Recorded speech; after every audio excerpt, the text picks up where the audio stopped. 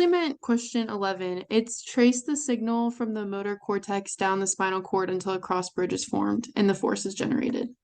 Okay. You guys wanna go through all of that? All of the individual signals? Yes, Ellis. Okay. We'll try to get him to stop, babe. So starts in the motor cortex. You then get an action potential, goes from the motor cortex down into the neurons in the spinal cord. Those neurons depolarize. They send a signal from neuron to neuron to neuron down the spinal cord as an action potential. It eventually reaches the alpha motor neuron for whatever muscle you want to contract. It's brought in via the dendrites. And then if the action potentials are sort of frequent enough, they cause depolarization in the alpha motor neuron. Action potential then moves from the alpha motor neuron down the axon, so out from the spinal cord, out towards your muscle, down the axon, jumping from node of Ron-VA to node of Ron-VA. It's going to move out until it gets towards the neuromuscular junction.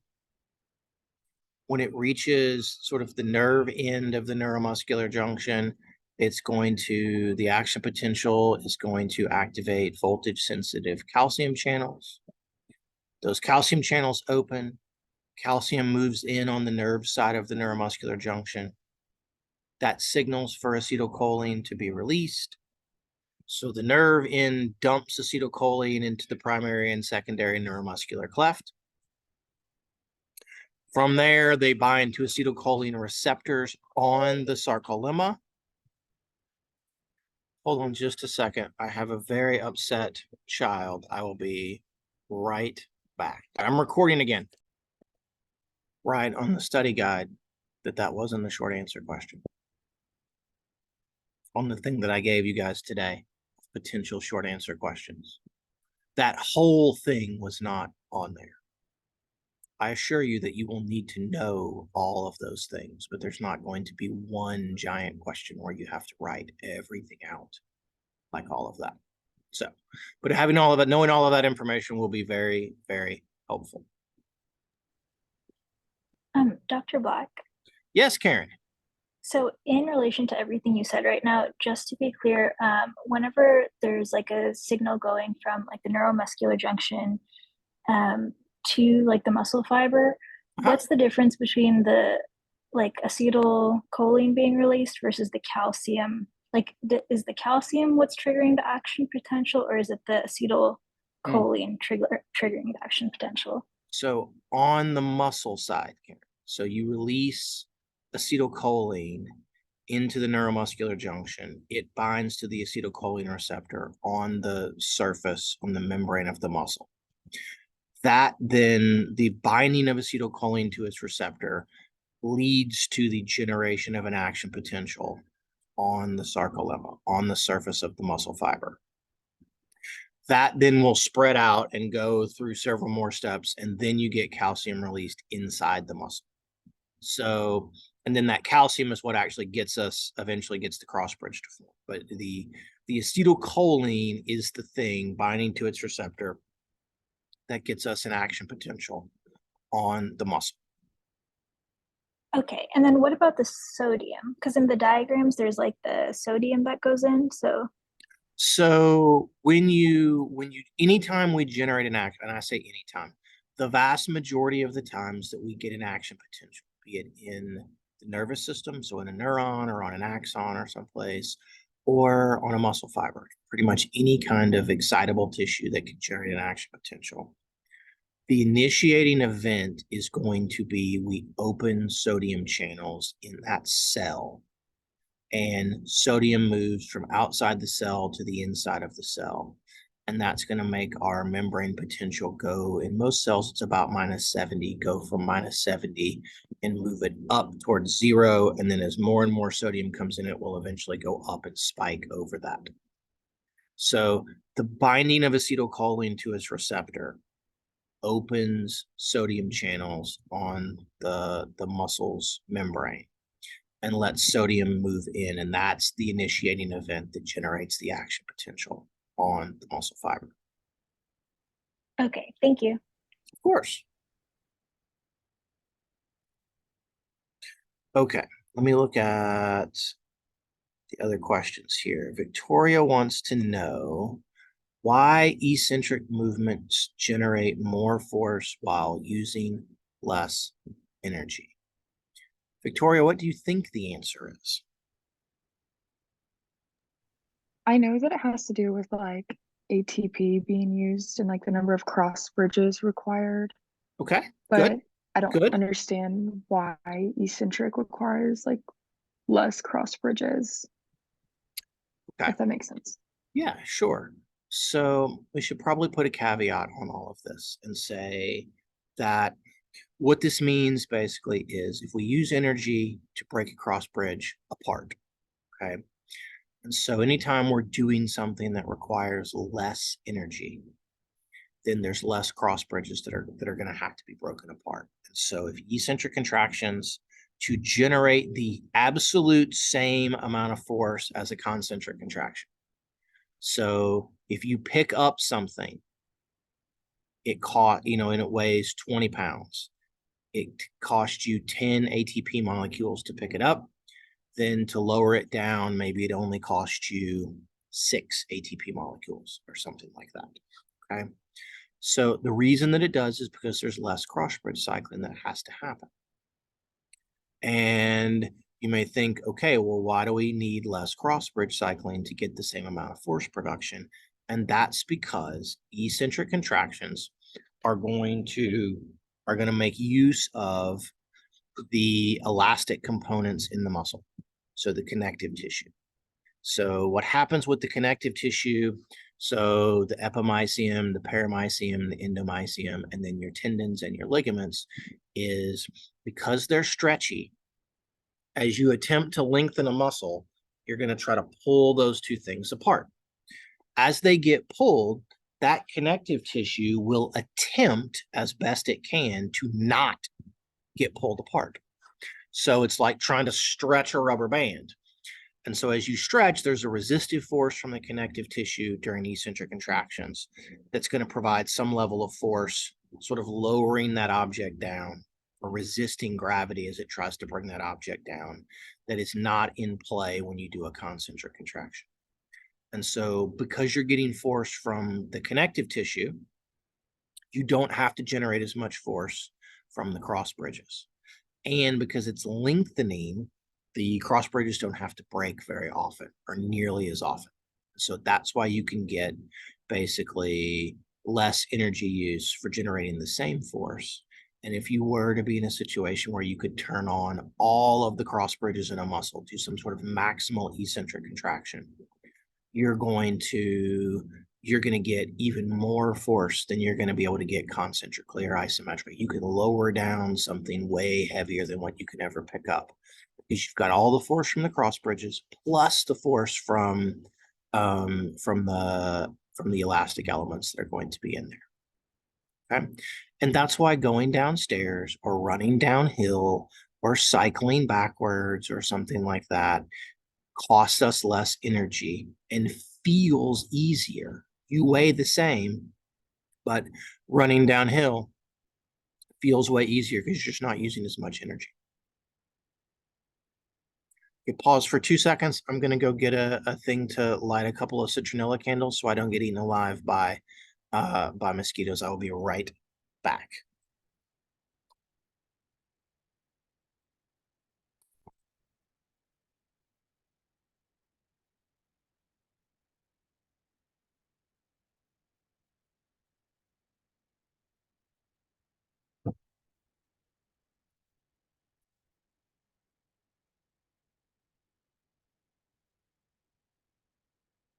Okay, I'm back.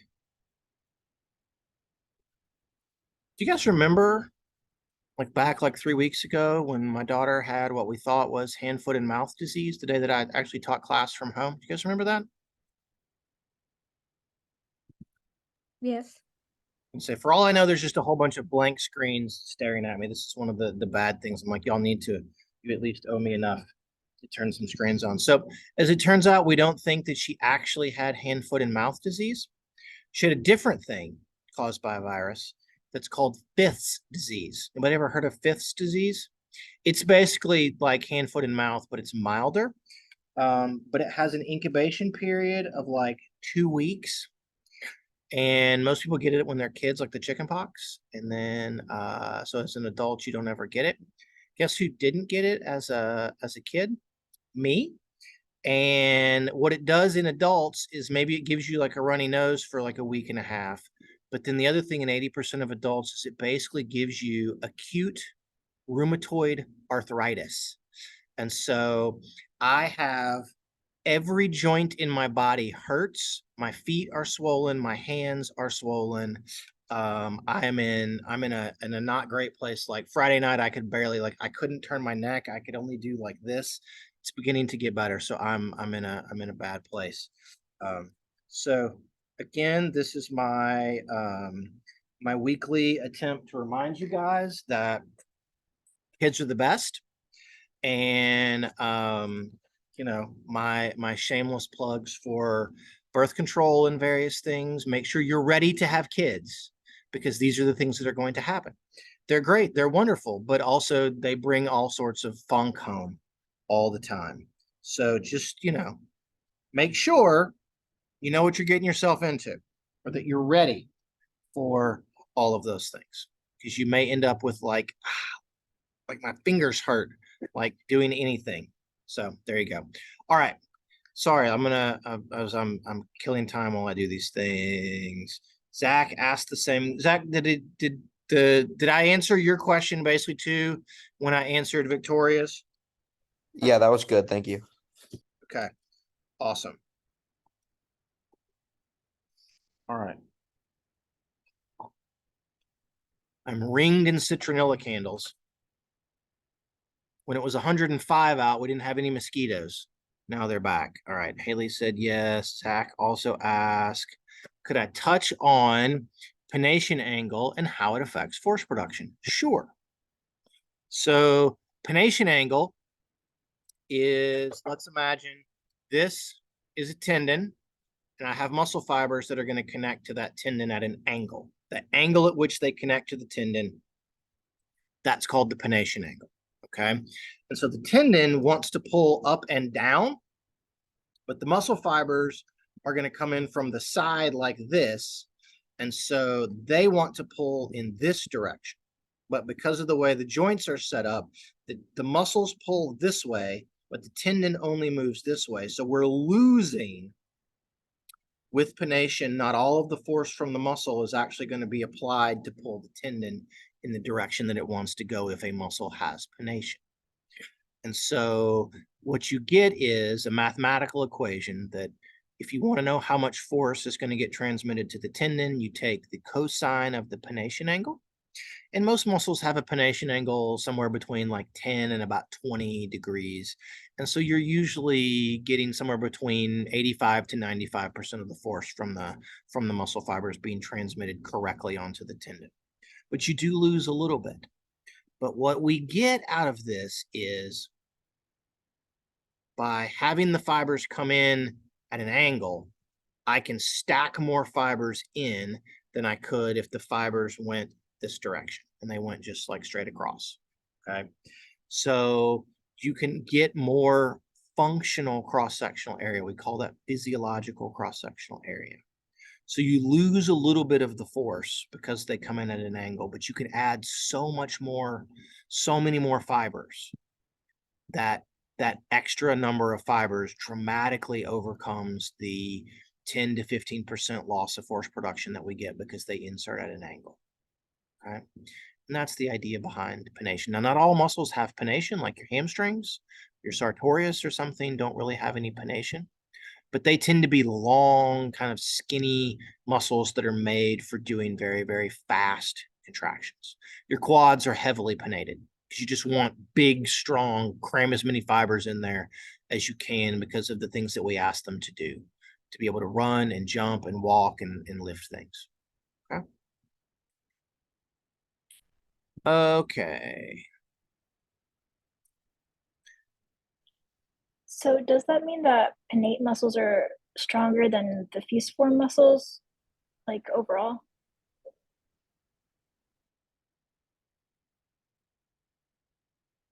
The vast majority are, Karen.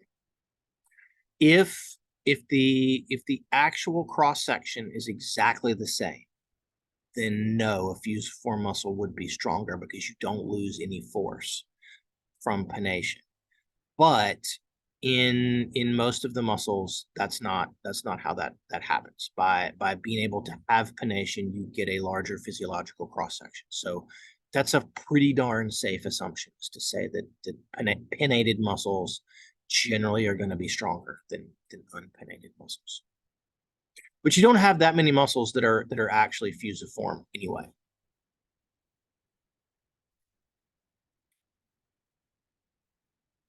Victoria, I'm so surprised. You just asked me to give you an answer to one of the questions that I said might be a thing on the test.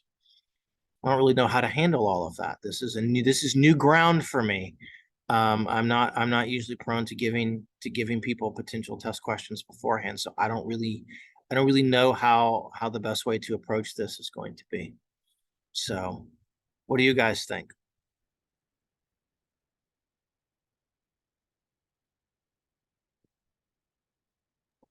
I think it doesn't help to just review it. I mean, Victoria, can you be more specific? Is there a piece of that you don't feel like that you understand? Because otherwise it's just, hey, will you just like tell us what the answer to this question is? Right? It might be worth 5 or 6 or 8 points or something on the test.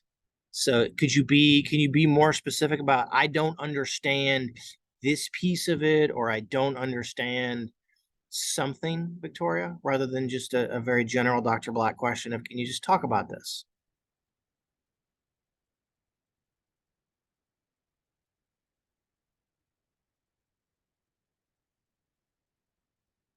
Okay, anybody else want to weigh in? Anybody else have a more specific thing for that?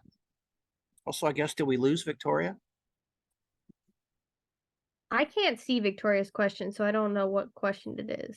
It says, can you talk about the force frequency relationship and how it is different based on slow, fast switch muscles? My apologies. I didn't realize you guys can't see what gets put into the chat thing. Sorry, my computer just completely froze No, that's okay. when I was trying to answer you.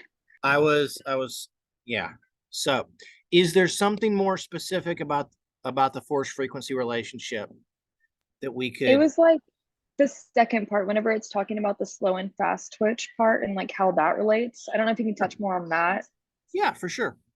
So somebody tell me in a very general sense what the force frequency relationship looks like and why it does. Who thinks they know the answer to that? I can give like a guess, because I think I know it, but I might not know it. Go for it, Jasmine. That seems great. So slow twitch is the one that like is the most, right? Like it's hard to explain. The most what, Jasmine? It gives off like the most, most force, I believe. Or I could be wrong. So the amount of force is going to vary in a lot of ways based on some additional things. Probably not so much the you can get to the same kind of peak force out of slow and fast fibers. It's going to be a little bit more so based on kind of how big those fibers are as to how much force we're going to get. But the real thing, right, remember, is that the force frequency relationship kind of comes up and it goes over. I guess it goes like this. If I was to draw it that way, this kind of hyperbolic kind of relationship. And so basically if I increase the firing rate, if I increase the number of action potentials, right, I get an increase in force production. There's one real reason why that happens. So why do you guys think that is? This is really important. Why, as I increase firing rate, is force going to go up? There's leftover calcium from the previous signals, so then they're able to bind to troponin better. Very good, Sarah. Yes, Lauren also wrote summation in the chat, but that's exactly what Sarah was talking about, right? There's going to be calcium left. You get an action potential, you release calcium from the sarcoplasmic reticulum, then you get another action potential before all of that calcium has been brought back in. So now there's even more calcium that's out, and therefore you're going to get more cross bridges and more force. So the thing that's going to come down to, though, is why might fast and slow twitch fibers be different? Okay. Fast twitch fibers may reach sort of full summation at, let's just say, 50, 60, 70 action potentials per second, like 60, 70 hertz. Slow twitch fibers may reach it at, I don't know, 20 hertz, let's just say. Why would I need to send more action potentials faster in order to get force to kind of level off and plateau off? Maybe if you had to get something heavy really quickly or something like that, like. Okay, yeah, no, that's absolutely right, Jasmine. Like that's correct. Like you would want to crank it up if you had to pick up something heavy. I guess my question is, what about the way that calcium is released and brought back in would necessitate, right, that I need to send more action potentials in a given period of time?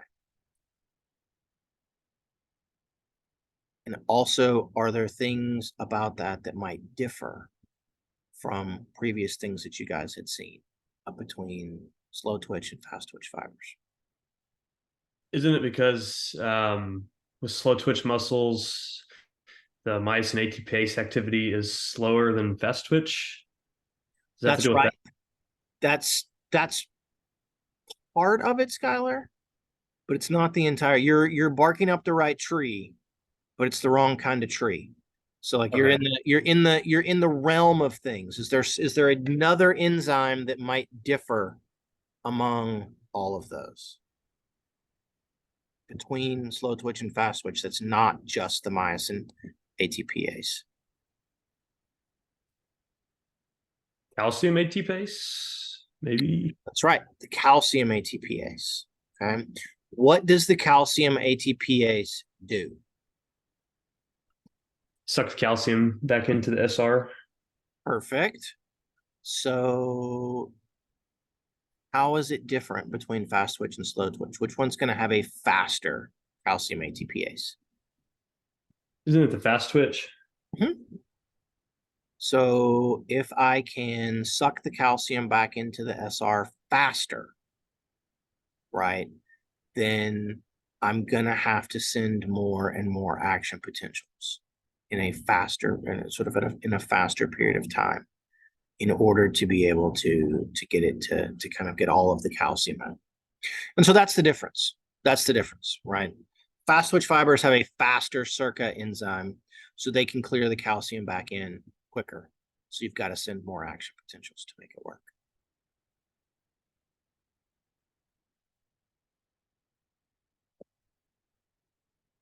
Back to the chat box.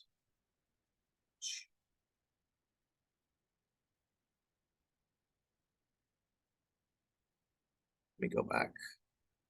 Skylar wanted to know what are joint moment arms? For my folks that have had biomechanics, what or physics, what is a moment arm? Skylar also want to know, does it deal with kinesthetics? And I would say not exactly, Skylar. Who can help out? What's a moment arm? Isn't it the angle at which the axis is being pulled based on like the force? Ooh, that's a little closer to pennation, Karen, but you're getting close. We're getting close. Does it have to do with torque? It does, Mason. It has everything to do with torque. So what's torque? And it's the force around an axis of rotation.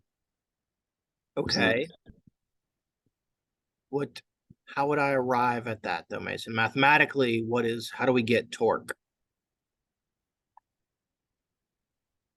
It's force times lever arm.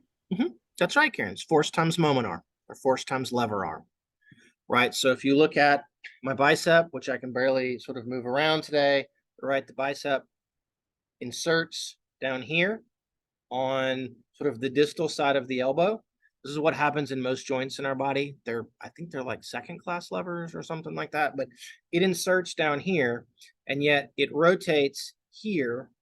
And so the distance from where it inserts to the axis of rotation, so this sort of distance, that's the moment arm. And so if I want to know, again, how much of the force generated by my muscle actually gets applied to the object being held as that joint rotates, I have to take muscular force and multiply it by that distance from the axis of rotation to the insertion of the tendon. And that's what a moment arm is. That's how we're going to get that. So the moment arm will change as you go through this range of motion, right? The moment arm changes its length. Because when I'm at full extension, the moment arm is small. As I move up this way, the moment arm gets bigger. And then as I get back up to here, the moment arm gets smaller again. Please don't ask me to explain why that is the case. Lord knows I don't know or I don't remember, but I do know that that is an absolute fact. Just take it as truth, right? We could get on the Google machine and try to figure out why. I should know the answer to that, but I don't. So, okay.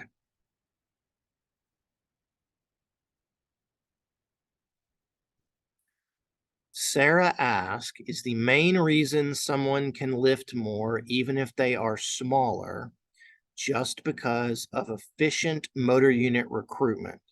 Since wouldn't they probably have more cross bridges to produce more force? Sarah, what do you mean by more efficient motor unit recruitment? Can you be more specific there, please? I guess I was just, if someone's like smaller, they don't really like have more fibers, you know, to like produce more cross bridges technically. So that would mean they probably just have better, like, I don't know, connection from their spinal cord to like their muscles. So they're like, what is it, like force modulation or something? Or Okay. I don't know. No, this is good. We're doing good. Okay. I don't know. I'll just pick someone else here and I'll try to ask a question. This is always the fun part. As I say that, then somebody immediately leaves the thing. I'm pretty sure Tyler's there. Tyler's at the top of on my list. Tyler, are you there? Yep. Okay. If I ask you to do a squat, as heavy a squat as you could possibly do, what percentage of the motor units going from the spinal cord to your quad muscles do you think you could turn on?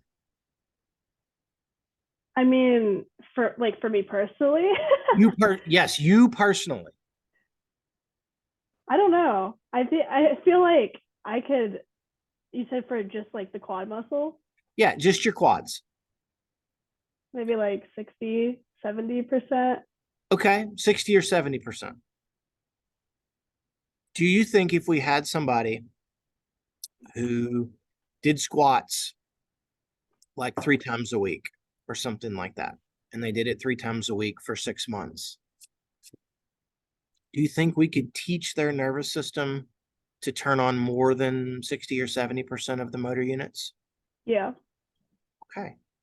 So, Sarah, is that kind of what you were talking about? The word efficient gets us into trouble, and I hate to be kind of lost in semantics on all of this, but it gets us.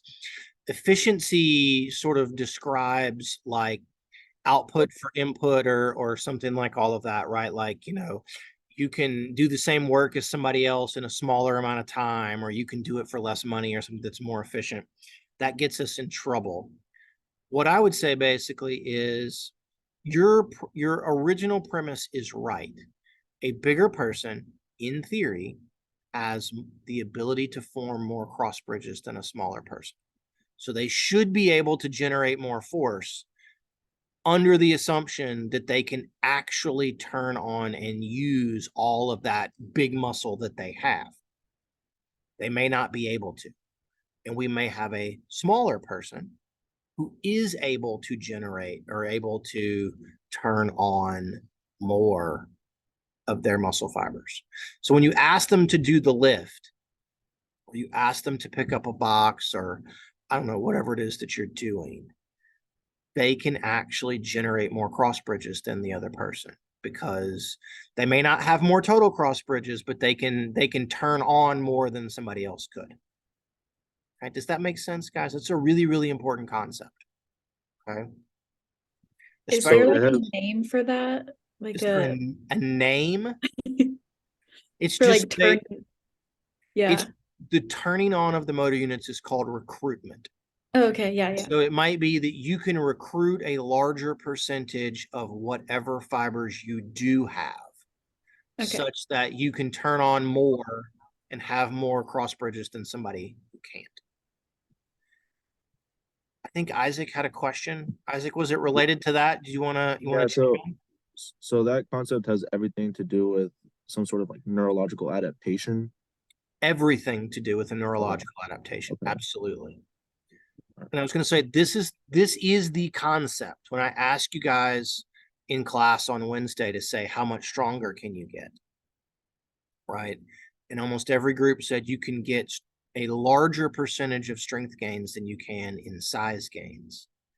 And that's why, because part of what you're going to do to get stronger is just turn on more of the muscle that you already have. Because most of us, unless we're really, really, really well trained and really practiced at something, we can't recruit all of the fibers in every muscle that we have. Okay. Now, that's one piece. Are there other things that might make a person that has a slightly smaller or somewhat smaller muscle than someone else be able to generate more force? What do we talk about in the question before this? Who remembers? What was Skylar's question about?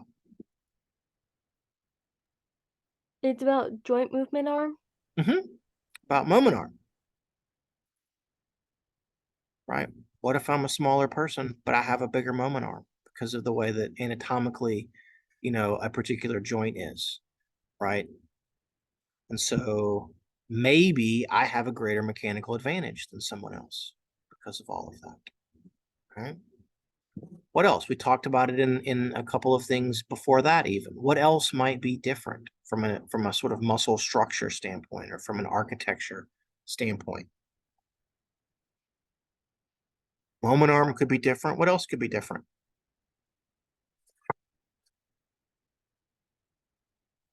What am I showing? Here, here, here. The angle of the moment arm. Not so much the moment arm, Jasmine, but you're close. Muscle? The angle of the muscle fiber. So pronation angle. What if you're a person who has a smaller muscle, but you have a sort of a more shallow pronation angle, so more of the force that muscle generates gets applied to the tendon, right? So there's a lot of things that could be going on, right? It's not only how big your muscles are. I mean, that's a big part of it. There's other things that can contribute.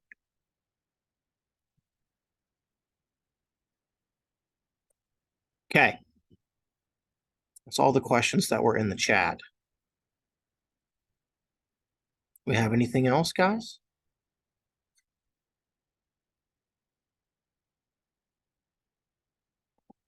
I just have a question about how long, like I think you probably talked about how many questions would be on the exam, but can you just go over that one more time? There are 42 multiple choice questions, and then I think 6 short answer questions. It's between 5 and 7. I think it's 6. And then there's some bonus. So out of all the short answer questions, only some of them will be on there, but this is like a general overview of what might be on the short answer. So great question, Jasmine. So of the ones that I sent to you guys, these short answer questions are on that list. Period. End of discussion. But there are extra questions on that list that will not be short answer questions. But the information on those, the ones that I don't ask as short answer questions, I promise you will be covered in a multiple choice question or several multiple choice questions or things like that. Okay, so just to make sure I heard you right, several of them will be short answer, and the ones that aren't are going to be multiple choice. Yes. Got it. So if you can adequately answer all of those things, you're going to be in good shape. And I apologize for the study guide. I got to making it and I was like, all I'm really doing is just rewriting the damn lecture outline again. So you may not get an updated study guide for the next one. It may just be like, know the stuff on the lecture outlines and you're good. And maybe we'll see how the giving you guys the short answer question possibilities. We'll see how that goes with everything. So I don't know. Groundbreaking for you guys here. Doing things I've never done before, so we'll see how it goes. So I was looking at the diagram of the neuromuscular junction. Yes. And it's hard for me to see exactly where the basement membrane is. Could you talk about where that is? So it is actually, it's going to be sort of on the underside, on the muscle side of the junction. There's going to be some basement membrane, but then there's also going to be some basement membrane that extends out into the primary and secondary cleft. When it's on the outside like that, it's still basement membrane, but we change what we call it, and it's actually called extracellular matrix. But it's basically a basement membrane. There's some scaffolding and some proteins and things that are going to be held out there. My battery is about to die. I'm going to plug it in right over here. I'll be right back.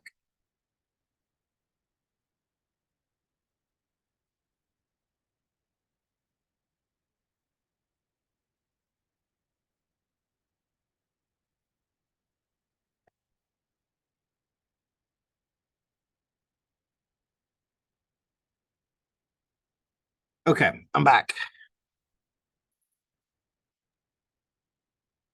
Could the basement membrane also be called the presynaptic membrane? Ooh, I don't know, Colby. I've never heard it called that.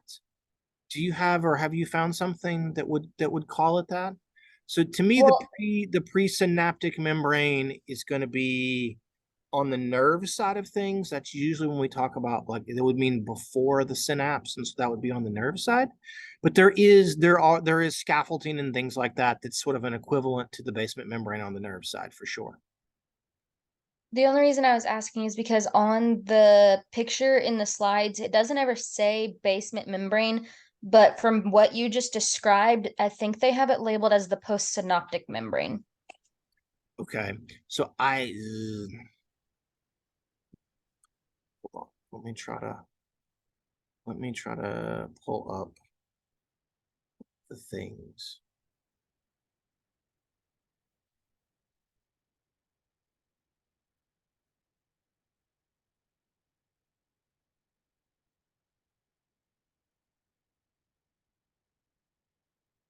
Is that in lecture 2 or lecture 3, guys?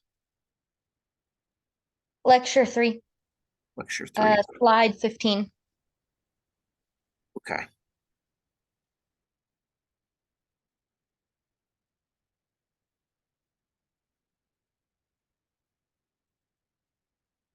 So if you guys look in lecture 3 on slide 15, what Colby's talking about where it says postsynaptic membrane, what it means by the postsynaptic membrane is that is actually the cell membrane of the muscle fiber. That's the sarcolemma. And so that's what it means there. But if you guys look at that, there's like a thin line of like stuff where it's calling it the synaptic cleft, that kind of thin, kind of gray, black, kind of jaggedy line that's running up through the primary and the secondary cleft.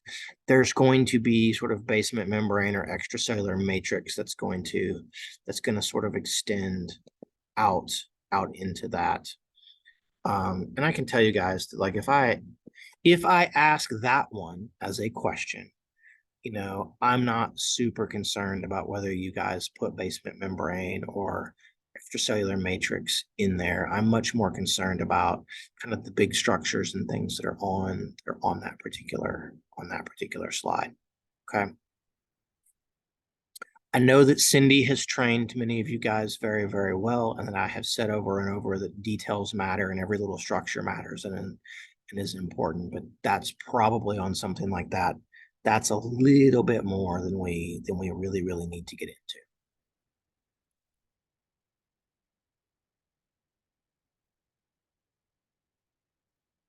What else you guys got for me? Anything? Karen? So for the question of what are the two primary divisions of the nervous system, are you talking about like primary or the peripheral and central, or do you mean yes, sensory and oh, okay. Peripheral and central.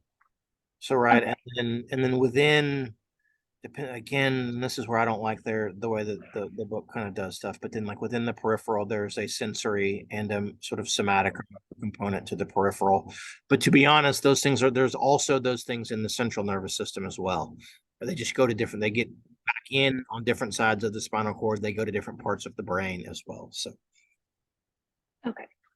And then for knowing, like, how do they work together to help with help move and exercise? I know that like the central is the brain and the spinal cord, and the peripheral is just everything else. So is it that the central leads to, like, the central nervous system leads to just movement via peripheral? Is that an oversimplification? No, I mean, everything's probably an oversimplification depending upon who we ask. I think more of what I'm looking for with those kinds of things is the interaction of sort of sensory information with motor information, right? And so every time you move, you're getting sensory information about, oh, look, my arm's over my head, or now it's over my head and it's behind me, or something, right? And you arrive at, my goal is reach over my head. And so you do what you think is going to happen to get yourself to reach up over your head. And then basically you're getting sensory information about position and those kinds of things the whole time. And then if that, you know, so you're kind of checking what you were wanting to do against what it feels like you're actually doing the entire time, and making these slight adjustments to things based upon that sensory feedback, right? You can adjust your motor output accordingly. And in the same way that it's not just a sense of position though, but it may be, I'm running and I've been running for a long time and my muscles hurt, or they're beginning to burn from an accumulation of hydrogen ions from lactic acid or something. And so you're having to kind of adjust what it is that you're doing. Or it may be that you're getting inhibition, this feedback comes in and the brain says, we don't like this is uncomfortable, stop. And so no matter how motivated you are, you're going to start slowing down and doing those kinds of things. And so it's that interaction between sensory information and the motor output that I'm really sort of talking about, right? Okay. And what you said is correct. I mean, we do use, the central nervous system generates almost all the time, not always, but almost all of the time, it generates the initial sort of beginning output of do these things, right? Contract these muscles to execute this, and then it sends it out through the peripheral system to make it happen. So that part's right, but that's really not what we were driving at with the sensory motor integration sort of stuff. Okay. Haley wants to know, do I give partial credit, or is it all or none?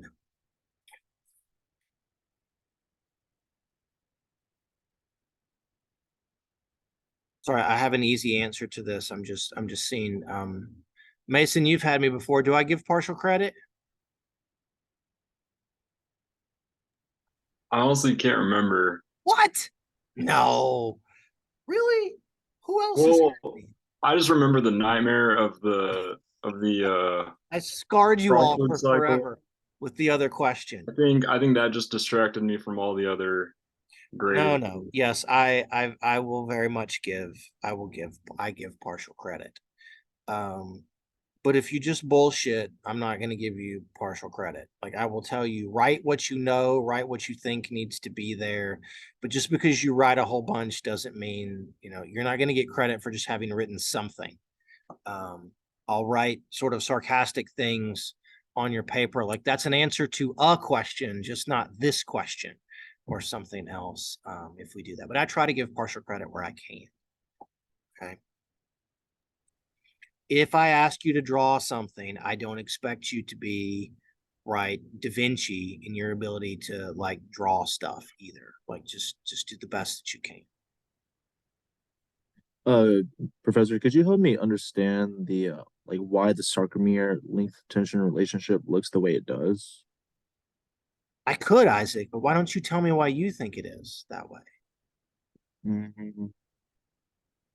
What does the sarcomere length tension relationship look like? Let's start there. Let me pull up the PowerPoint. Okay. Somebody help Isaac. What does it look like?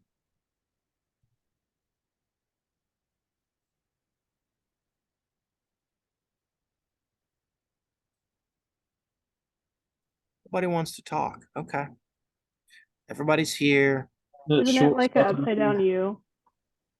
I don't know who said that, but yes, it is in fact an upside down U. Right? It kind of looks like this or something. Okay. Lauren is right. Force is best generated at optimal length. And so then the question is just why? Why at very long and short lengths of sarcomeres do we not get much force, and why in the middle do we get a lot more? Because you're not going to have a good amount of cross bridges. And so in the middle, we have the ideal amount of cross bridges. Absolutely right, Tyler. Okay. At very long lengths and very short lengths, we have an inability. There's not enough sort of actin available for the myosin to bind to make cross bridges. And then in the middle, there's kind of this optimal amount. And that's why we get the most force there. Very good. Thank you, Doctor. Wait, maybe if I might be understanding this wrong. Uh-huh. But if that's the case, then with the concentric, eccentric, and isometric contractions, wouldn't the isometric have the most amount of force, or is that wrong? No, you're thinking about it in the right way, Karen. You're very much thinking correctly. However, the caveat to all of this is that we don't ever change whether you're doing isometric, concentric, or eccentric contractions. We don't change sarcomere length very much or actin and myosin overlap very much in intact human muscle. So as you move through this big range of motion, your sarcomeres are actually, each individual one is not shortening very much. Or when you do an eccentric contraction and go out, it's not lengthening very much. And so they very rarely get outside of that optimal range. But you are thinking correctly that if as they get stretched out, you're going to get less overlap. Well, then that should mean that eccentric at kind of long eccentric lengths that force would go down, and the same at very, very sort of shortened concentric contractions. That part of the way you're thinking about it is right. That's just not what actually happens. You would think that would be correct, but we just don't actually get much movement in the sarcomeres. You just have so many of them that when they all move this tiny, tiny, tiny amount, then you get this big movement that we're gonna be able to see. Okay.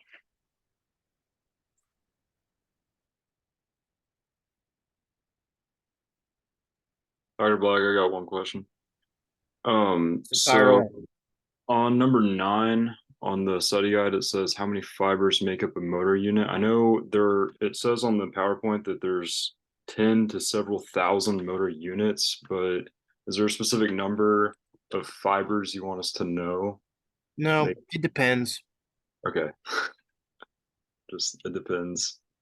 Well, so I think the big take home, right, is that some of them are small, some of them are in the middle, and some of them are really, really big. So you have some motor units that have a very, 10, 20 muscle fibers in them, and you have some that have thousands, tens of thousands of fibers in them. And that's an important sort of part of how structure imparts function. Okay. And so the smallest motor units tend to be connected to slow twitch muscle fibers. And those are the ones that we tend to recruit over and over again during very low force contractions. So one, they don't fatigue very easily. They're very resistant to fatigue. But because we have small motor units, we can modulate force production in very, very small increments by adding additional motor units. I got 10 fibers turned on. I'm going to get a second motor unit. Now I've got 25 fibers on. So at that low end, we can very easily and very precisely modulate sort of submaximal force levels. Whereas those motor units that might have tens of thousands of fibers tend to be type 2 fibers. And those great big ones are the very, very last ones. Some people, you may have these giant motor units and you can't actually recruit them. You can't turn them on because you're not trained enough to do it.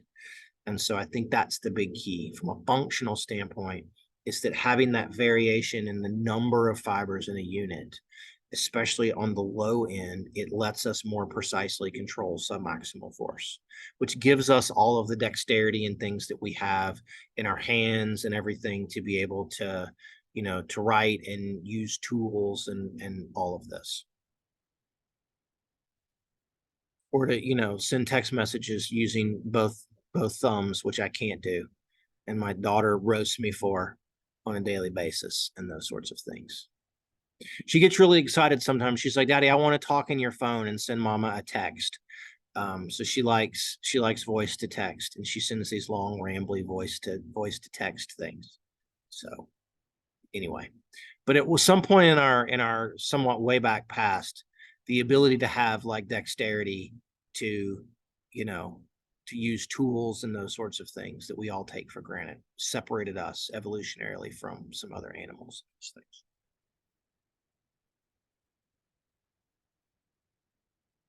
Okay. There's a question that says, how does the cross-bridge cycle and the binding of actin and myosin together play a role, and why the force velocity relationship looks the way it does? Yes. Is that just because like the maximal amount of cross bridges are formed, so there's like it can't increase anymore? On one end, yes, Tyler. But why, when I go fast, do I get less force? Because also like calcium in the cell, or no? That's a good guess. That's not the answer, but that's a good guess. Usually if you got less force, you'd be like, oh, there's less calcium. That's a pretty safe bet. In that instance, it's not. Same muscle, same calcium, right? Same size muscle, but when I try to go fast, I get less force. So as we mentioned before, if I have less force, I by necessity have less what that are formed? Cross bridges? That's right. So why, when I'm going fast, am I getting less cross bridges? That's the question. Why are there less when you go fast than when you go slow? Is it because cross bridges can't be formed? Like, I'm sorry, I'm getting confused. No, that's okay, Tyler. That's okay. It's not so much that they can't be formed, right? But to go fast, it's not optimal, like, for them to form. No. Again, you're conflating sort of the length tension sort of sarcomere thing with velocity, which is okay. It's a very common thing. So it's not that you can't form them, but to go fast, what do I also have to do to them very, very quickly? They bind, I get a power stroke, I move a little bit. So then what has to happen? And if I want to. Sorry. Say it again, Jasmine? I was saying you break them? Yes, we have to break them. So we form them quickly, we have to break them quickly. So at any moment in time when you're going fast, there are fewer cross bridges engaged because more of them have had to be broken to allow me to continue to move really, really fast. So it's the Okay. same muscle, the same calcium, the same muscle size, all of those things. It's just when I want to go fast, I have to break more of them so I can continue to go fast, so I get less force. Gotcha. Okay, thank you so much. And if I'm breaking them more often, why does that cost me more energy? Because you have to go through the whole, oh, sorry. No, it's okay. I was gonna say it's because you have to go through the whole cross bridge cycle again and use up more ATP and calcium to do that. Okay. At what point in the cycle, what is the event that I use ATP to do? To break it? Break it. Very good. So if I'm breaking them more when I go fast, that costs me more energy. It's very simple. So much of what we see during exercise comes back down from an energy use standpoint and a force production standpoint. It all comes back to the cross bridge cycle.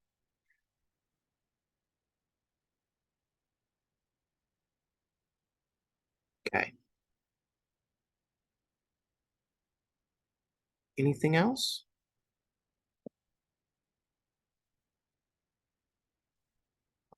Lexi put in there, detach the cross bridge. Good. Jake said you got a break. Okay. I will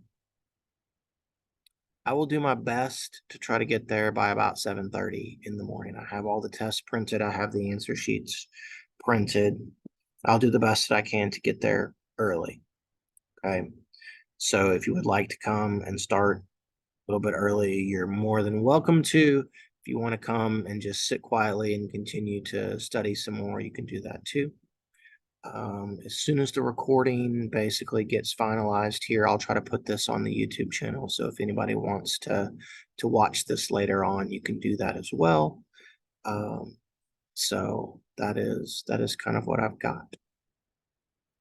Any last things as people are sort of bombing away? You're welcome, Sierra. I'm happy to try to help. It's not my intent tomorrow to trick you guys, although many of you will think that that is what I have set out to do. So I have everybody that I know that is still around that took the class in the summer. Many of you have told me you heard that the tests were hard. And so I've been giving them grief about like why they're telling you guys that the tests are hard. The test's not easy. It's certainly not going to be easy, and details are going to matter and they're going to be important, but I'm sure that you guys you're going to all do great. And if you don't, it's still going to be okay, right? It's still going to be okay. We got lots more grades. We got lots of things. This is not the end all be all tomorrow. So don't be too hard on yourselves. Get some sleep, right? Don't stay up all night. He says, right? I was you guys once and I would stay up all night studying. So, okay. Anything else? No? Okay. Well, if you've got anything, guys, you can, I'll probably be awake for another hour and a half or so. You can send me a text message or something if you have a question. Otherwise, you can send me something. I'll try to get back to you in the morning, but I'll just see you guys in the morning.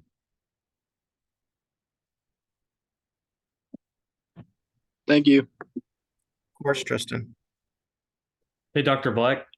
I just wanted to ask, because since I have to do my exam at the ADRC, yeah. Since they said that I couldn't start it until 8:30, I guess it's when they open. It's no big deal, Skylar. I told them you can have as much time as you need. It's not a problem.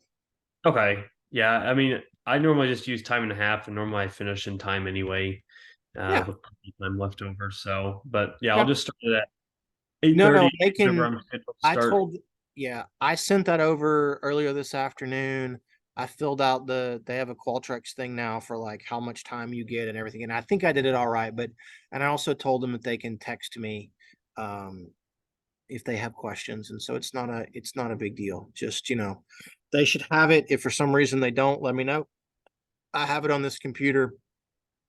I'll have my computer in the classroom with me. We'll make sure that we get it, to you and you get as much time as you need. Okay.